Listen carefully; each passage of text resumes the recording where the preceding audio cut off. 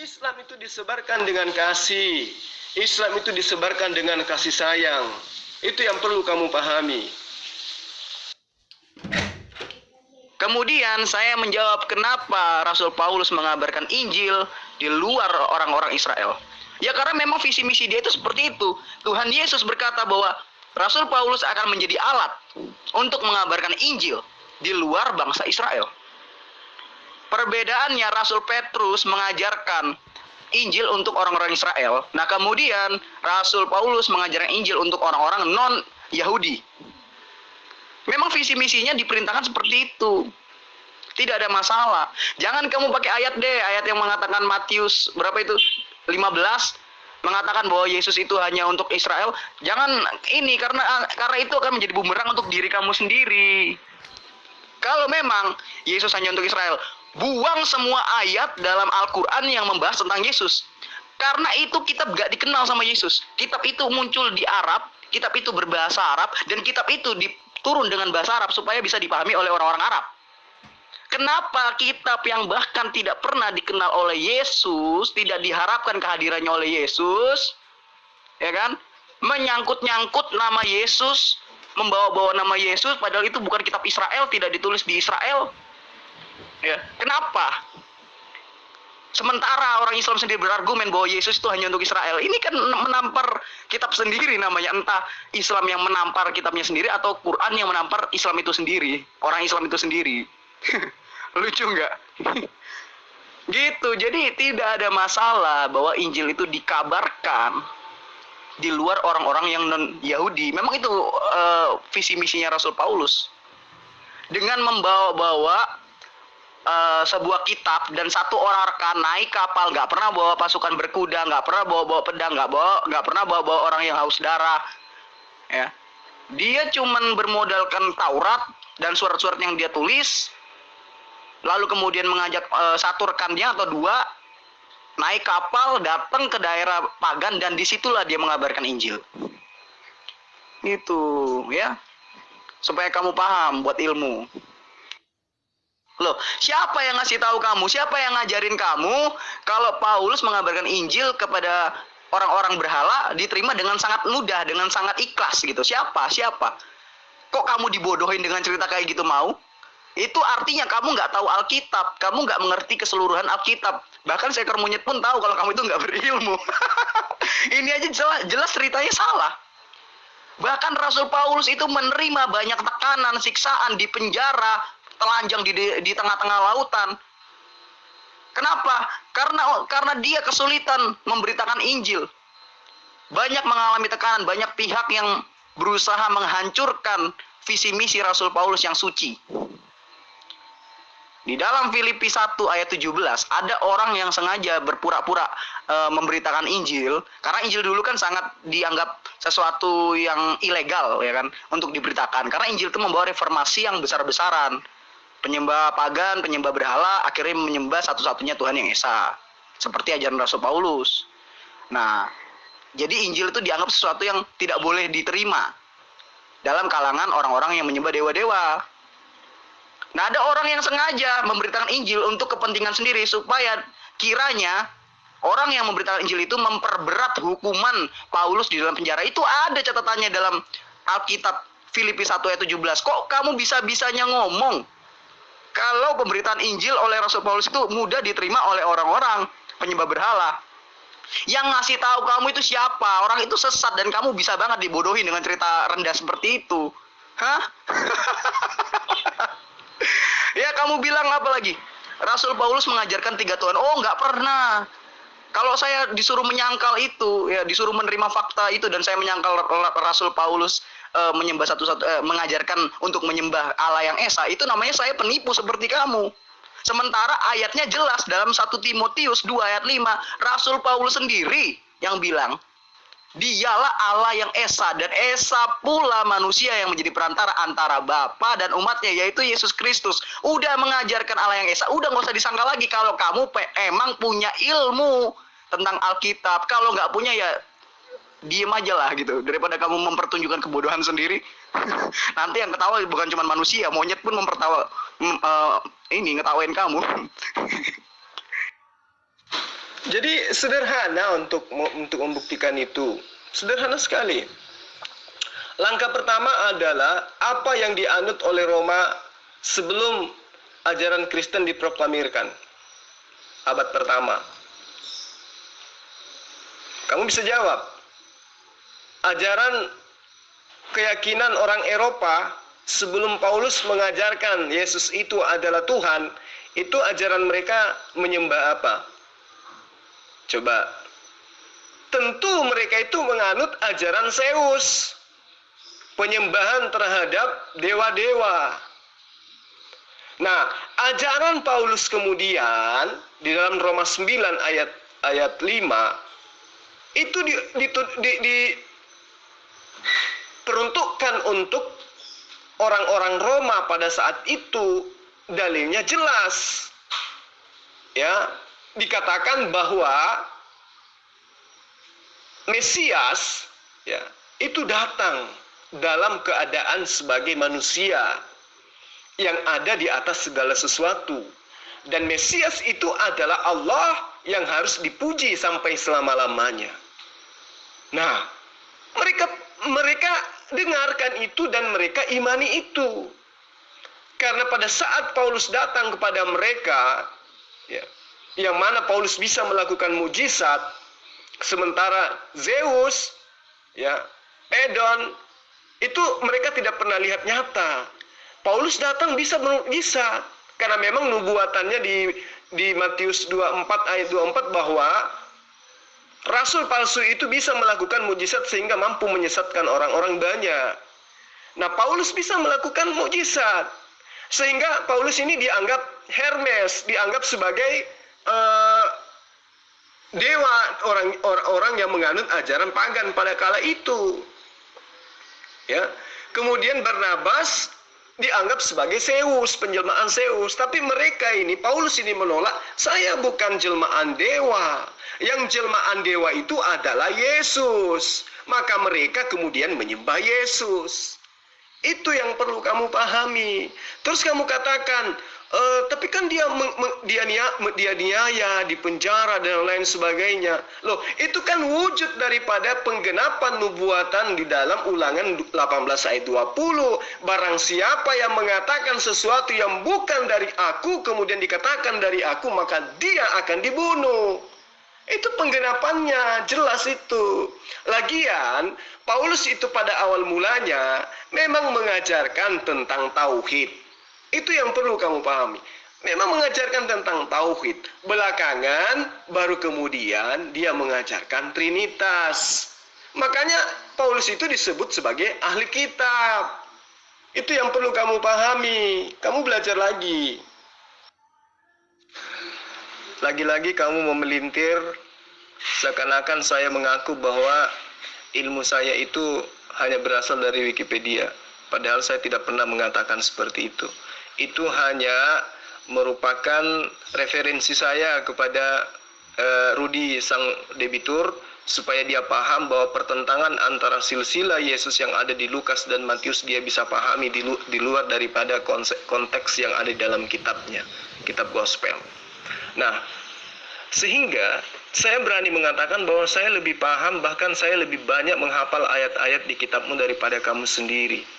Mengenai sunat saja, yang adalah mengenai puasa saja yang adalah hal prinsip dalam pengajaran Yesus, kamu tidak tahu. Kalau saya langsung saya tahu, Matius 4 ayat 2. Itu yang perlu kamu pahami. Sementara kamu buta tentang kitabmu sendiri. Ya. Kemudian di dalam Markus 6 ayat 16 di situ juga dikatakan Yesus berpuasa. Tapi kamu tidak tahu. Kenapa? Karena memang kamu hanya modal kebencian. Kalau saya itu memahami kitabmu terlebih dahulu baru terjun berdiskusi, lain dengan kamu. Buta sama sekali. Buta gospel, lebih-lebih buta Al-Quran. Seperti itu adanya. Nah, lalu kemudian kamu mengatakan, kamu mengakui bahwa Taurat itu hanya untuk Bani Israel. Ya syukur. Artinya memang Taurat itu diperuntukkan untuk Bani Israel. Jadi Yesus datang mengajarkan hukum Taurat memang hanya untuk Bani Israel. Dan dia tidak pernah bersentuhan dengan orang Kristen. Yesus tidak pernah mengajarkan tentang Taurat keluar daripada Bani Israel. Dia diutus hanya kepada domba-domba yang hilang dari Bani Israel. Bahkan Yesus berpesan sebelum dia terangkat ke langit, di dalam Matius 10 ayat 5 dan 6, kepada ke-12 muridnya, Yesus berpesan, janganlah engkau keluar ke bangsa lain, apalagi ke bangsa orang Samaria, tapi datanglah kepada domba-dombaku yang hilang. Artinya kepada Bani Israel yang meninggalkan hukum Taurat. Kesanalah kalian, menurut Yesus. Jadi kamu memang perlu banyak belajar, apalagi menghadapi orang yang paham gospel daripada kamu, kan gitu. Lalu kemudian bagaimana ceritanya muncul Kristen? Kristen itu muncul ketika Paulus itu datang mengajarkan kepada orang di Galilea, mengajarkan orang yang ada di Tarsus, bahwa dengan matinya Yesus di tiang salib dengan terkutuk, maka kita dibebaskan dari hukum Taurat. Jadi nggak nyambung. Taurat diperuntukkan untuk Bani Israel, kenapa yang dibebaskan dari hukum Taurat adalah non-Israel? Itu nggak nyambung, jadi mengada-ngada. Andaikan kamu itu melepaskan doktrinmu sejenak, kemudian kamu mau belajar sama saya tentang gospel, saya yakin kamu akan bersyahadat. Karena pada prinsipnya Yesus tidak pernah mengajarkan kekristenan. Apapun yang terkait dengan Kristen, Yesus tidak pernah ajarkan. Tapi namanya dibawa-bawa untuk menutupi pengajaran Zeus. Paham mitologi yang ada pada zaman jauh sebelum Yesus itu ada. Seperti itu, bro. Jadi, yang perlu kamu pahami di sini adalah Paulus itulah yang mengajarkan membatalkan hukum Taurat kepada non-Yahudi. Padahal Taurat itu memang bukan untuk orang non-Yahudi. Kamu akui sendiri kan? Disitulah tidak nyambungnya. Efesus 2 ayat 15. Galatia 3 ayat 13, Ibrani 5 ayat 1. Dengan matinya Yesus, kita dibebaskan dari hukum-hukum Allah dihukum di dalam kitab Torah. Dengan matinya Yesus, kita dibebaskan dari penghambaan kepada Allah. Itu siapa yang ngajarin Paulus ngajar seperti itu? Jadi tolong ya, kamu belajar lagi lah. Ya, belajar bagaimana bisa kamu memahami sumber kebenaran itu. Supaya kamu paham bahwa ternyata Yesus itu adalah seorang muslim yang taat, menyerahkan segala urusannya hanya kepada Allah. Seperti itu. Udahlah, udah. Udah saya udah dulu ya ngomong, kamu udah terpatah-patah, udah gugup begitu, udah selesai dulu. Kamu udah ngeblankin omongan saya. Ya, apapun itu, walaupun kamu ngatain apa-apa soal debat kamu dengan Pak siapa Rudiones, intinya adalah kamu mengakui sendiri kalau ilmu kamu itu cuma dari Google, ilmu internet, iman internet, kopas internet, debat internet. udah. Cukup aja hari ini dengan kamu karena kamu udah ngeblank ya. Saya udah tahu kamu itu ngeblank. Dan lagi ya, terakhir ini saya jawab kamu.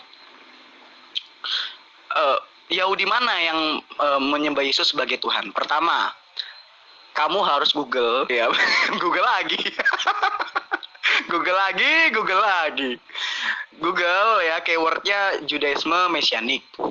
Ya, jadi orang-orang Yahudi sudah mulai membuka diri dengan bersumber dari Taurat ya, kitab mereka sendiri, dan tetap memelihara hari Sabat, tetap memelihara Taurat dengan mengimani Yesus sebagai Tuhan, sebagai Mesias juru selamat. Oke.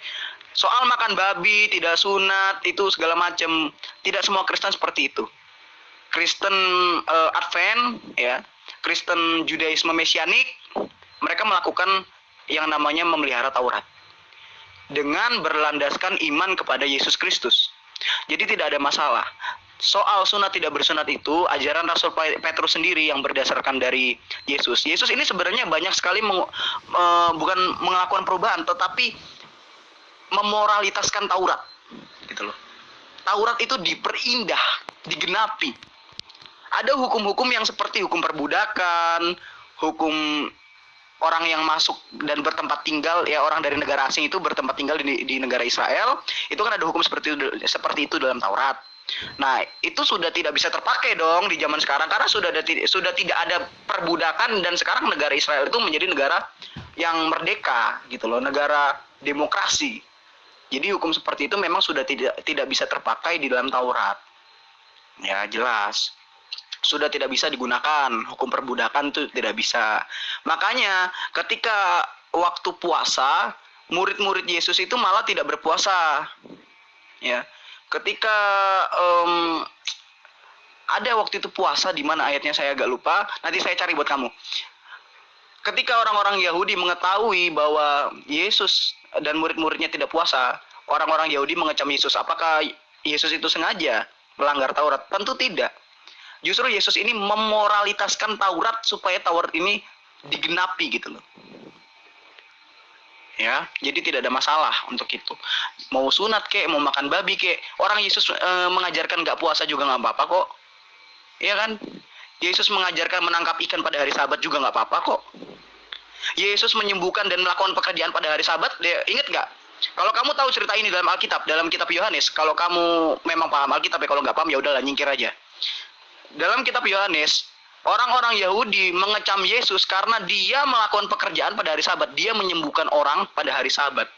Dan itu sangat ilegal menurut orang-orang Yahudi. Apakah kemudian Yesus itu dianggap merubah Taurat? Tentu tidak. Lalu kenapa orang Kristen dikecam oleh orang-orang Muslim yang nggak tahu apa-apa soal Taurat? Ya, sebagai orang-orang yang tidak mengikuti ajaran Yesus. Sementara Yesus sendiri memang sudah memoralitaskan Taurat. Gitu loh.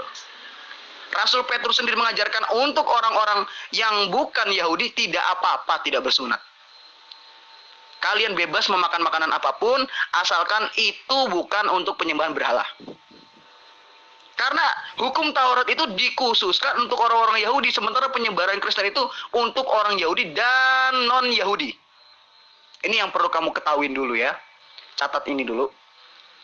Penyebaran Kristen berbeda dengan hukum Taurat. Kalau hukum Taurat hanya untuk orang-orang Yahudi dan Israel. Tetapi Kristen adalah agama yang disebarkan untuk orang Yahudi dan non-Yahudi.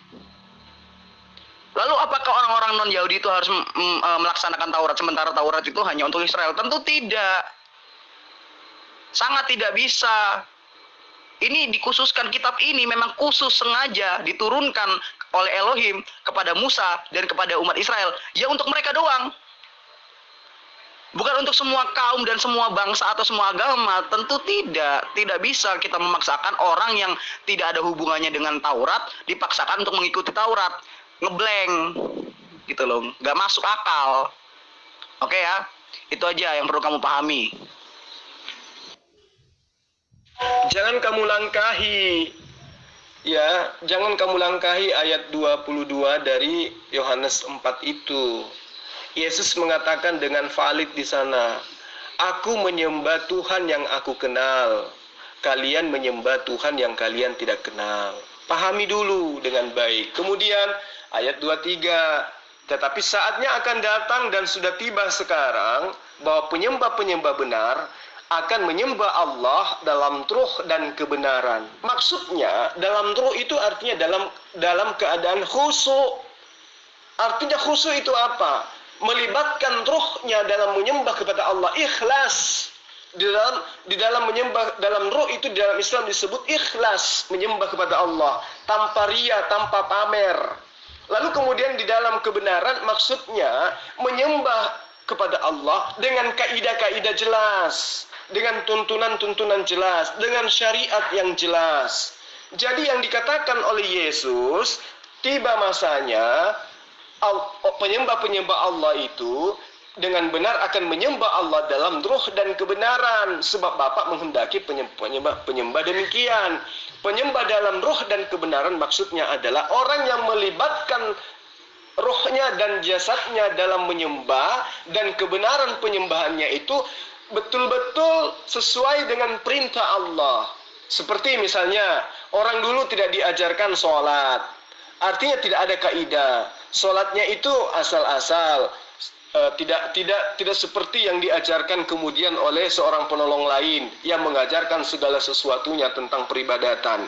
Nah, itulah yang dimaksud di dalam Yohanes 4 ayat 23 itu, bahwa ada masa di mana penyembah-penyembah benar itu muncul, ada zaman di mana penyembah-penyembah benar yang dikehendaki oleh Allah itu datang, yaitu mereka yang menyembah dalam ruh, maksudnya khusyuk, ikhlas, lalu kemudian menyembah dalam kebenaran. Maksudnya tidak asal-asalan. Seperti misalnya asal-asalan itu kayak mana? Bernyanyi di gereja. Itu tidak ada perintahnya. Natal, tidak ada perintahnya. Merayakan tutup tahun, tidak ada perintahnya. Kemudian Kebaktian tidak ada perintahnya, menyanyi hari Minggu tidak ada perintahnya, makan babi tidak ada perintahnya.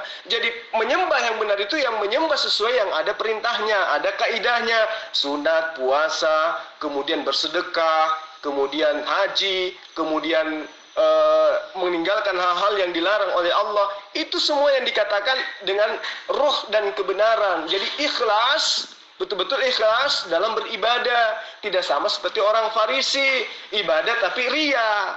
Itu yang dimaksud daripada Yesus. Dan kamu kembali ke ayat 22. Aku menyembah, kami menyembah Allah, Tuhan yang kami kenal, dan kalian menyembah Tuhan yang tidak kalian kenal. Seperti itu, kawan. Kalau kita debat sama Sul, kalau kita diskusi sama Sul, dia akan membuat seolah-olah agama dia duluan muncul, duluan ada dari agama kita. Dia akan memaksakan pemahaman dalam agama dia masuk ke dalam agama kita. Kan lucu, norak.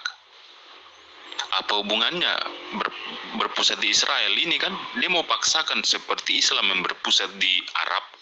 Dia mau paksakan juga kita kayak begitu. Seolah-olah dia duluan dari kita.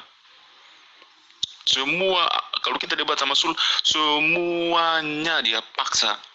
Pemahaman dia harus diterapkan juga sama kita. Aneh, kayak betul agamamu duluan muncul dari kita. Semua juga tahu kalau Kipli, yang namanya Kipli itu mulut besar, ya, bersembunyi di balik voice note. Kemudian dia googling dulu, setelah googling baru dia keluar lagi voice note-nya. Ya itu, Kipli itu sama, itu satu paket dengan Sugi Kristologi. Ya harus diajarkan oleh Yesus terlebih dahulu lah. Kenapa? Karena ya kalau memang Paulus itu utusan Yesus, tentu Yesus akan menyampaikan kepada Bani Israel, akan datang seorang penolong lain bernama Paulus yang mengajarkan untuk membatalkan seluruh hukum Tuhan yang pernah saya ajarkan kepada kalian. Itu pasti. Tapi Yesus tidak mengajarkan itu. Malah Yesus mengatakan waspadalah kepada ahli Torah, ahli kitab, dan orang Farisi. Dua item ini kriterianya ada pada Paulus. Tidak pernah Yesus itu mengatakan waspadalah kepada bangsa Arab, tapi orang Farisi. Paulus orang Farisi. Paulus itu ahli Torah. Kena dia mengajarkan sesuatu yang bukan dari Allah. Nah, Paulus mengaku berasal dari dirinya sendiri pengajarannya itu. Nah, lalu kemudian kamu mengatakan Islam itu disebarkan dengan kekerasan.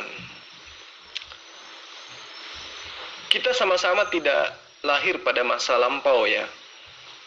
Kita sama-sama tidak lahir pada masa-masa dulu. Jadi untuk mengetahui hal-hal yang pernah terjadi pada masa lalu itu, ya kita hanya bisa melihat dari sejarah yang ada. Bercerita mengenai sejarah, kita pun tidak ada pada zaman itu.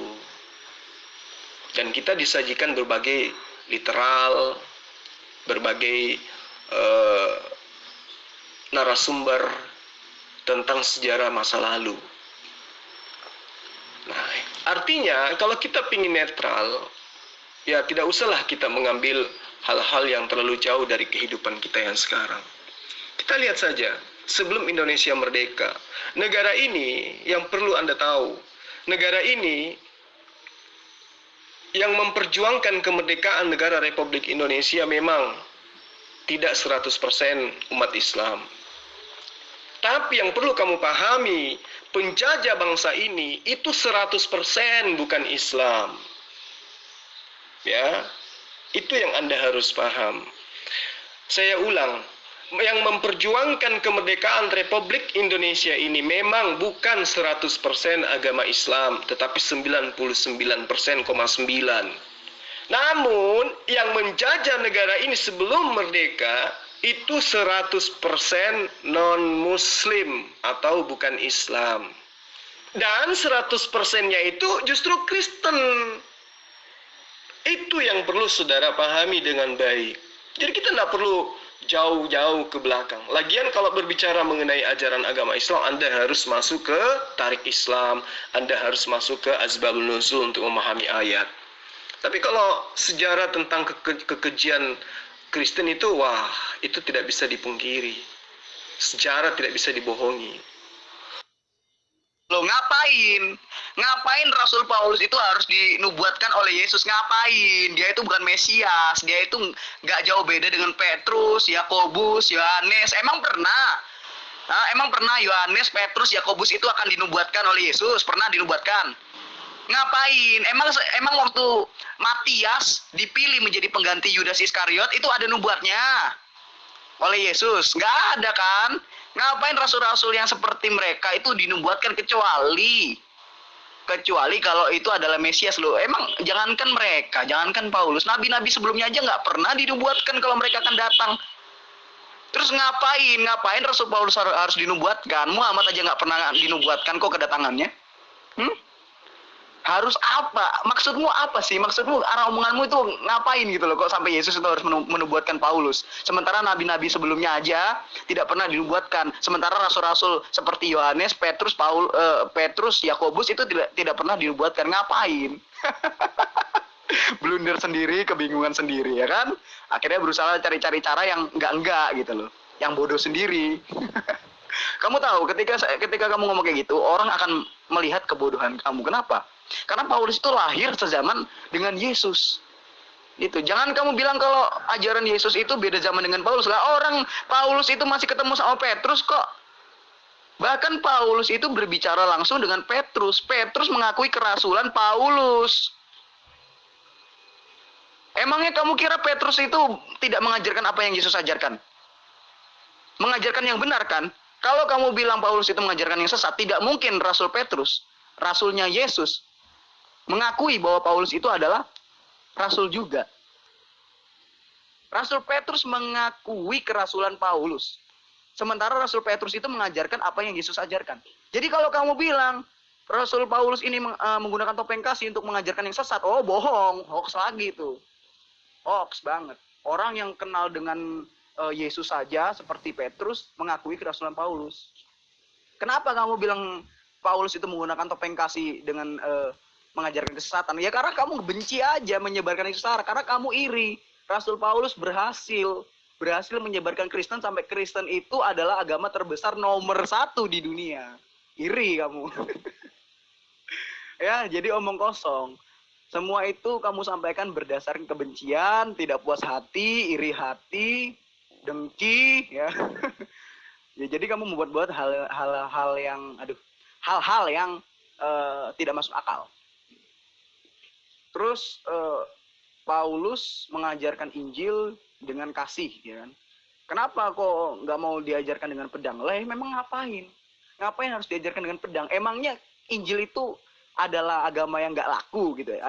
Adalah kabar yang nggak laku. Emangnya Kristen itu agama yang nggak laku sampai harus dibawa-bawa pedang gitu? Diancam-ancam, ayo kamu mau masuk Kristen nggak? Atau nggak kamu bayar jizya? Atau nggak kamu saya bunuh? Hah? Cuman agama yang nggak laku, ya, cuman agama yang nggak laku yang disebarkan dengan maksa. Kalau agama Kristen itu biarpun dipersulit tetap laku. Karena apa? Karena ini agama kebenaran, jadi nggak perlu pakai perang. Cuman agama yang nggak laku yang disebarkan dengan pedang, gitu loh. Ini saya ulang ya VN saya karena tadi kan agak kecil suaranya. Saya ulang yang bagian belakangnya aja. Rasul Petrus adalah Rasul Yesus yang melakukan dan mengajarkan apa yang Yesus perintahkan. Kui kerasulan Paulus. Kalau orang Islam yang benci terhadap keberhasilan Rasul Paulus menyebarkan Injil hampir ke seluruh dunia sekarang menjadi Kristen, ya, berkata dan menuduh bahwa Rasul Paulus ini mengajarkan ajaran sesat, tidak mungkin Rasul Petrus itu mengakui kerasulan Paulus. Justru karena Rasul Paulus ini mengajarkan yang benar dan mengajarkan yang sama dengan Rasul Petrus, maka Rasul Petrus mengakui bahwa Rasul Paulus ini adalah rasul. Ya. Dan kamu bilang lagi Zul, kalau misalkan apa? Agama yang disebarkan Petrus, agama yang disebarkan oleh Rasul Paulus, ajaran yang disebarkan oleh Rasul Paulus itu adalah ajaran sesat. Makanya nggak bisa pakai pedang, pakai kasih aja, harus pakai kasih gitu. Karena agama itu dipersulit ya, karena ajaran Injil itu dipersulit. Loh, justru itu nggak masuk akal. Cuman agama yang nggak laku, ya, yang disebarkan dengan pedang. Agama yang nggak laku itu biasanya disebarkan dengan maksa. Gitu loh. Kalau Kristen tuh biar dipersulit, biar Rasul Paulus dipenjara, biar Rasul Paulus disiksa, biar Injil itu dianggap ilegal, tetap laku. Nggak perlu bawa-bawa pedang, cukup dengan ajaran kasih saja sudah cukup. Kenapa? Karena ini ajaran yang benar. Hanya agama yang nggak laku, yang disebarkan dengan pedang, itu namanya agama nggak laku, dipromosiin, nggak ada yang doyan, akhirnya maksa, gitu loh. Gila, dalam banget sih ini. Serius dalam dah. Ya itu menurut Petrus. Tapi kan yang menjadi acuan ini adalah Yesus, bukan Petrus. Memang yang Tuhanmu itu Petrus atau Yesus? Ya. Lagian kitab Petrus itu juga tidak bisa didudukkan lebih di atas daripada surah-surah Paulus. Kan sama aja. Kita tidak tahu itu asalnya dari mana, kemudian diberi nama Petrus. Kan seperti itu. Mengenai masalah kekejaman, ya justru harusnya Anda malu untuk membahas ini ya.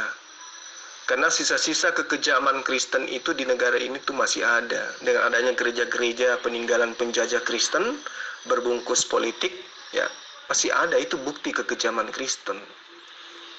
Jadi gini, di dalam kitabmu Kisah Para Rasul 3 ayat 22 sampai ayat 23, di situ diterangkan, bukankah di dalam kitab Torah akan diutus seorang nabi yang sama seperti Musa. Siapa yang tidak mengikuti dan tidak mendengarkan perkataan nabi itu akan dibasmi dari umat kita. Siapa nabi yang dimaksud?